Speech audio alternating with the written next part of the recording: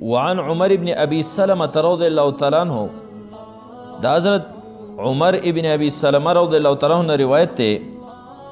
قال دے فرمائے قال لی رسول اللہ صلی اللہ علیہ وآلہ وسلم، نبی علیہ السلام آتو فرمیل سم اللہ دا اللہ نم واخلا، خوراک چی شورکینو دا اللہ نم واخلا، وکل بیمینکا یو ادب دا چی دا اللہ نم واخلا، دویم دا وکل بیمینکا پخپل خیل اسپان دے خورا، او دریم نمبر ادب وکل مما یلیک او خوره هغه څه چې ستا په خوا کې دي، ستا مخې ته چې څه دي که نه نو هغه خوره بل ځای ته لاسونه مه غځوه. نو په پلیټ کې یو ځای ته لاس غځول، بل ځای ته لاس غځول، بل ځای ته لاس غځول، دا د خوراک بې ادبي ده. البته حدیث د حضرت اکراش رضی الله تعالی عنه کې به راشي، هلته کې دا مسله ده که چېرته یو څیز نیسي، مثال په طور فروټ وغیره دي او دا په یو مجموع وغیره کې پراته دي او دا مختلف څیزونه دي، نو ته بیا په مختلفو څیزونو پسې یو ځای نه بل ځای ته لاس شي نو غځولی شي. حضرت اکراش رضی الله تعالی عنه بیا فرمایي چې نبی علیه الصلاة والسلام موږ ته وایي چې خپلې مخې ته خوراک کوئ، ما ته یې مخې ته خوراک کوه، ما چې دی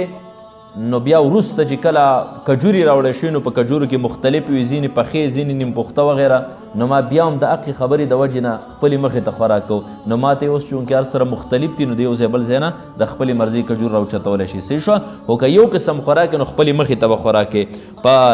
خیل اس باندې به کې، او بل دا چې په شورو کې به د دې څه کې تسمیه به وی د الله نوم به په دې باندې اخلي. دا حضرت عائشہ صدیقہ رضی اللہ تعالیٰ عنہ روایت تے قال رسول اللہ صلی اللہ علیہ وآلہ وسلم، نبی علیہ الصلوۃ والسلام فرمیل اذا اکل احدکم یو کس پتاسو کې خوراک کوي فلیذکر اسم اللہ دا اللہ نم دی واخلی، فإن نسیا کچرته دا اللہ نم ییر کو، ایذکر اسم اللہ تعالی چې دا اللہ تعالی نم واخلی فی اوله په اول کې،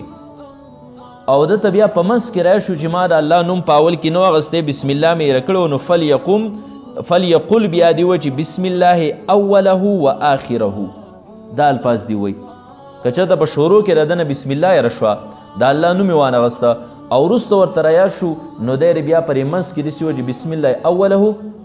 و آخره. نو مخکې به انشاءالله روایت راشي ستا چې بسم الله کله نه ویل او شیطان ستا سره خوراک کو، نو شیطان چې کم خوراک کړی دا به څه کې الټې به کي. وعن جابر رضی الله عنه، دا حضرت جابر رضی الله تعالی عنہ روایت دی قال سمعت رسول الله صلی الله علیه وسلم، دی ما د نبی علیه الصلاة والسلام نه اورېدل اذا دخل الرجل بیته، کله چې یو سړی خپل کور ته داخلیږي، فذکر الله تعالی عند دخوله، او کور ته د داخلېدو په ټیم کې د الله تعالی د نوم ذکر وکړو، د الله نوم یې واغست بسم الله وی، وعند طعامه او په وخت د خوراک کې د بسم الله وی د الله نوم یې واغست. نو قال الشیطان لاصحابه، شیطان خپل مرګرو ته وی لا مبیت لکم ولا عشاء، ستاسو د شپې تیرولو زیوم دلته نشته او نه د شپې خوراک ستاسو لپاره شته، واپس شئ. دروازه باندې د بسم الله وی او د خوراک په ټیم کې د بسم الله وی، نو شیطان خپلو مرګرو ته وایي نه دلته کې د شپې تیرولو ځای شته او نه د خوراک ماښام د خوراک څه پروګرام ستاسو لپاره شته. و اذا دخله، او که یو سړی داخل شو کور ته، فلم یذکر اسم الله تعالی، فلم یذکر الله، او د الله ذکر یې نه کړی، نوم یې نه اخیسته، عند دخولي په وخت د داخلېدو کې، قال شیطان، شیطان وایي ادرکتم المبیته، تاسو د شپې ټکانه هم ومونده. صحیح شوه؟ دلته کې شپه تاسو تیرولی شي، نو بیا کله یو ماشوم جړولی، کله بل ماشوم جړولی، کله یو لوښی راغورځولی، کله بل لوښی راغورځولی.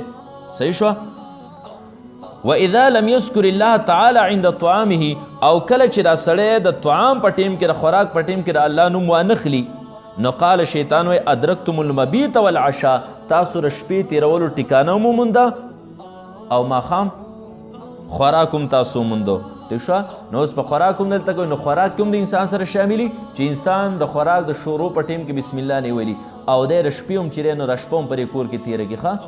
نو کله ماشومان یاري او کله څه کوي کله څه کوي، او کله چې بسم الله وي نو دی دروازې نه دننه بیا نشي راتلی. محترمو اوریدونکو، زموږ د چینل سبسکرایب کړئ او د غنټۍ د نشانو سره هم دباو کړئ چې زموږ د نوي بیانونو اطلاع تاسو ته درکړي.